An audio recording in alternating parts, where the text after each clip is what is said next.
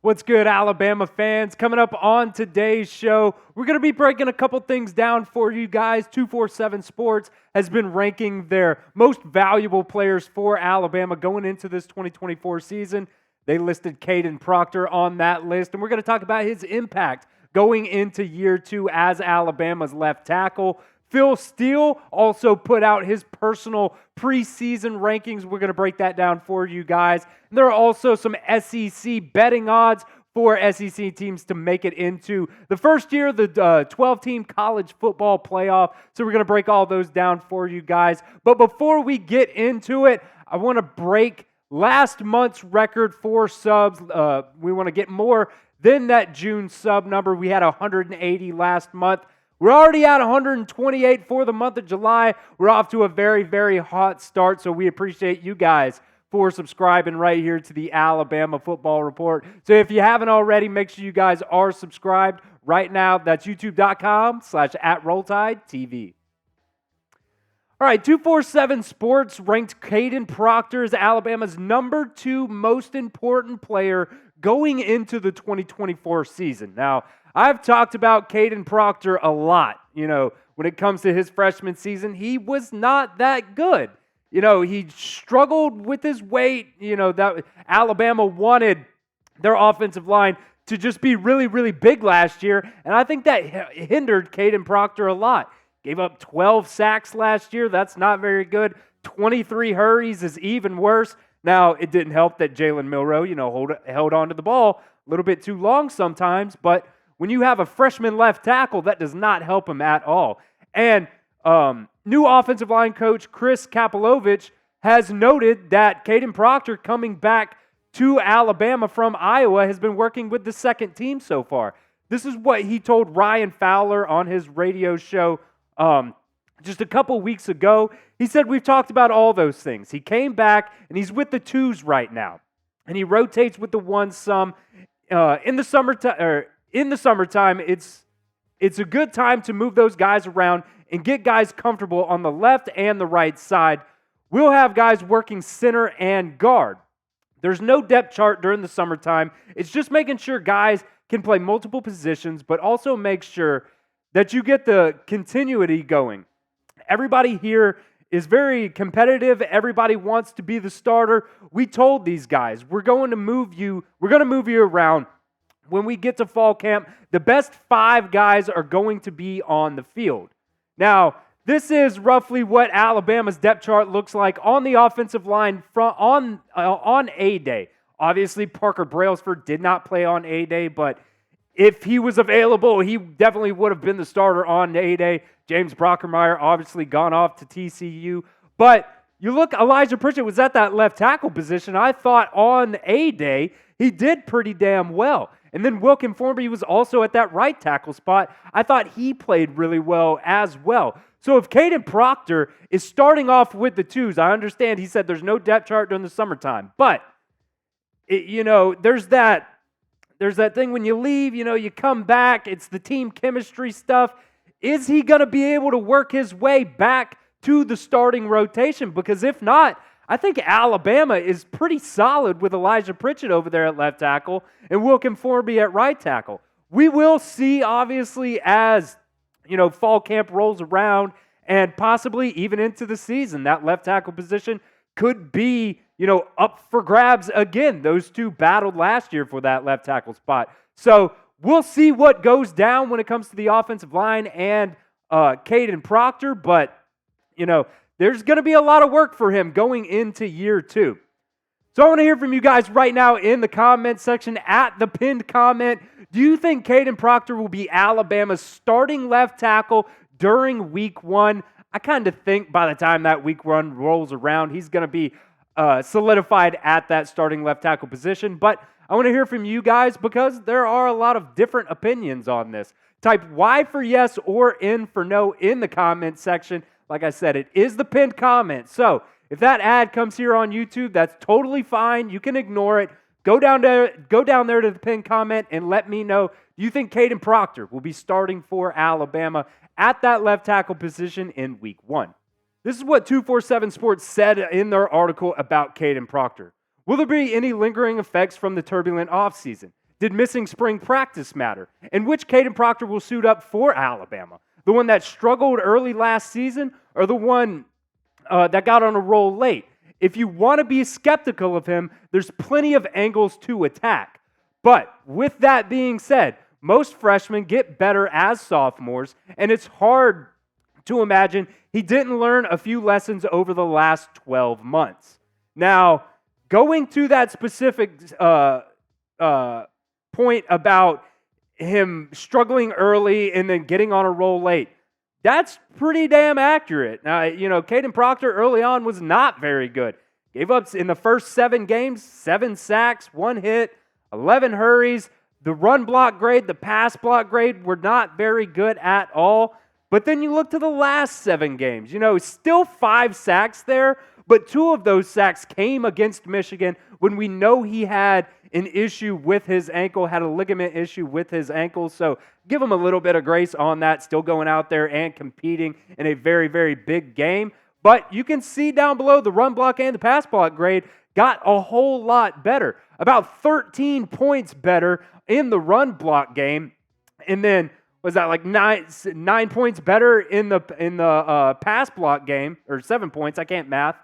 Kaden Proctor did a whole lot better in the last half of last season, and then unfortunately that Michigan game rolled around, and he did not play his best game at all during that game. But through, if you want to go the last 6, not counting that Michigan game, Kaden Proctor was getting better and better and better every single week. So the amount of time that I complain about Kaden Proctor, not being very good as a freshman last year, he was a freshman, and there are things you need to work through. And I think this year, being with Coach Cap, getting some of that weight down, I think he's going to be a whole lot better.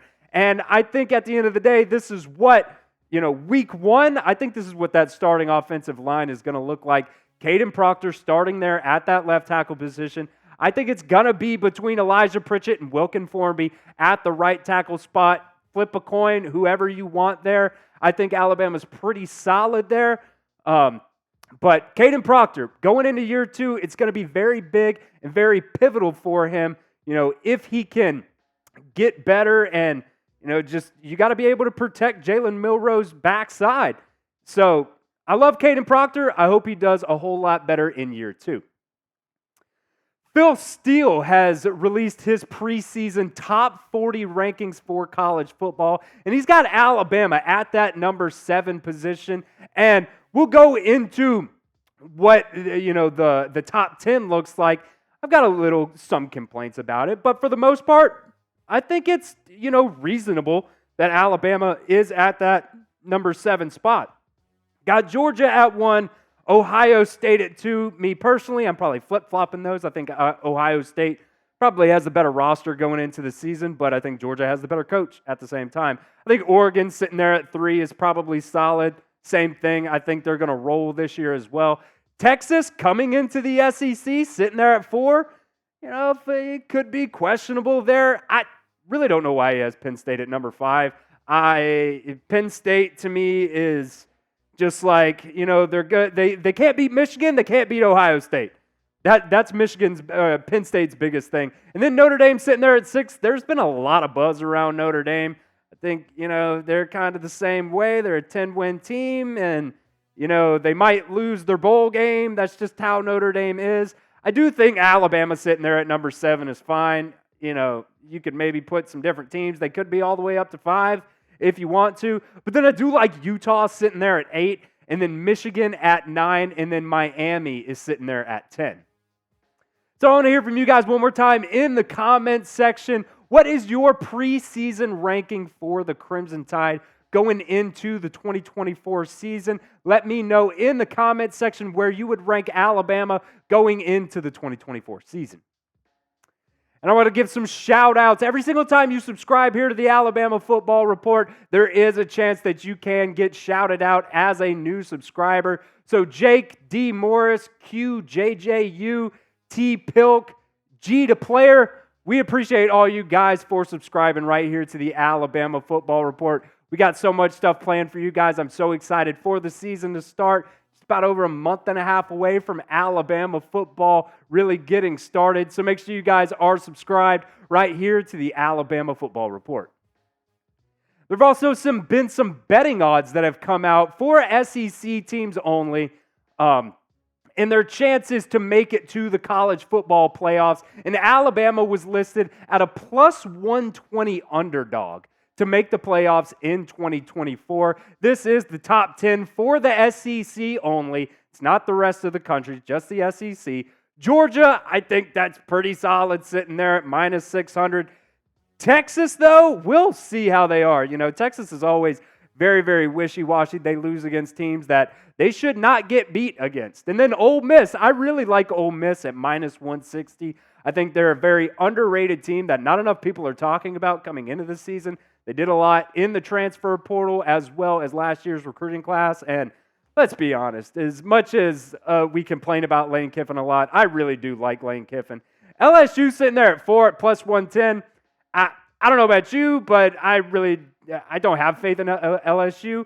I don't have faith in what their quarterback situation is going to look like. I don't have faith in their defense. So I don't think LSU should be that high. But Alabama's sitting there at plus 120. You know, the biggest thing with Alabama is obviously Nick Saban retiring and Kalen DeBoer coming in. But Kalen DeBoer was last year's head coach of the year. So, you know, you obviously cannot say that you are upgrading at the head coaching position. Do not get me wrong. But Kalen DeBoer is probably the best head coach that Alabama could have hired. And then Missouri sitting there at 6, Texas A&M at 7. I think Tennessee's a little bit low. I think they're, going to be pretty decent. I really like Nico Iamaleava at quarterback. I think he's going to do really, really well in their offensive scheme at Tennessee. And then Oklahoma sitting there at 9, and then Auburn at 10 at plus 800.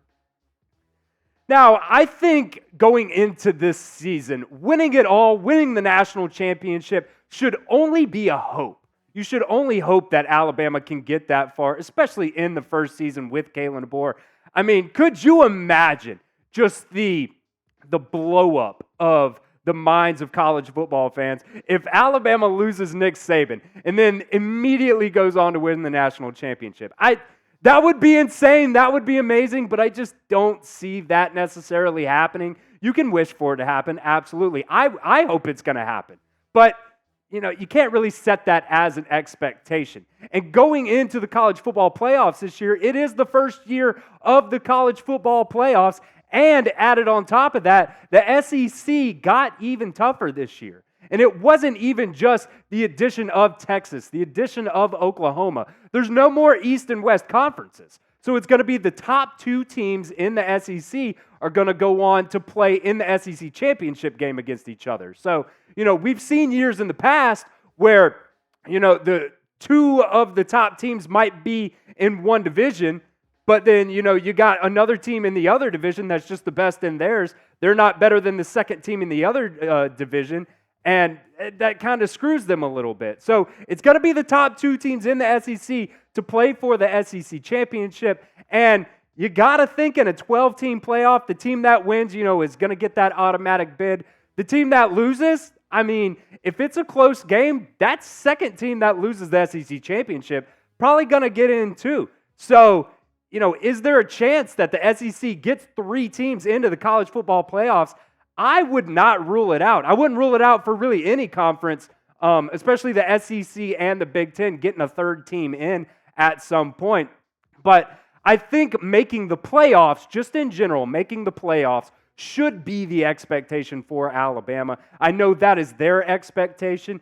And, you don't have to, get that bye week in the first round of the playoffs. I think it's pretty reasonable to expect Alabama to make the playoffs and host, that first round home game, maybe even going on the road. But I think really the expectation should just be to make the playoffs this year for the Crimson Tide.